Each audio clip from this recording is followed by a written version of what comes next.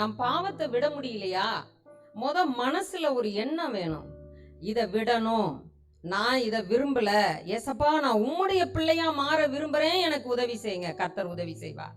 அவர் சிந்தின ரத்தம் நம்மளை மாற்றும். இல்ல நான் பிரியப்பட்டு நான் பாவம் செய்வேன்னு சொல்லிட்டே இருந்தா நியாய தீர்ப்பு உண்டு. ஆகவே பாவிகளை இது விலை மதிக்க முடியாத ஒரு வரம், கிருபை. அந்த ரத்தம் என்ன சொல்றேன்னு தெரியல, அவ்வளோ ஒரு சூப்பர் நேச்சுரல். அவர் சொல்றாரு, நான் உனக்காக ரத்தத்தை சிந்தி உன் பாவங்களை எல்லாம் கழுவுறேன்பான்னு சொல்றார். அவர் சிந்தி இருக்கிற ரத்தம் நம் பாவத்தை கழுவுது.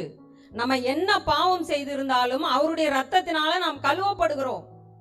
இப்ப இந்த இடத்துல அழுக்கு இருக்குன்னா தண்ணியை ஊத்தி கழுவுறோம், தேய் தேய் தேயின்னு என்னென்னமோ வாங்கி ஊத்தி கழுவுறோம்.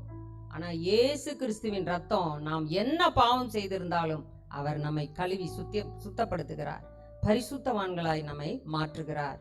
அது மாத்திரமல்ல, சத்துருவின் சகல கிரியைகளையும் அவர் அழிக்கும்படியாக நம்மளுக்கு அதிகாரத்தை கொடுத்திருக்கிறார். அவருடைய பிள்ளைகளுக்கு எந்த பில்லி சுனியமோ பிசாசோ நம்மளை தொட முடியாது. வியாதிகளை அவர் சிலுவையில் ஏற்று சுமந்து கொண்டு இருக்கிறார்.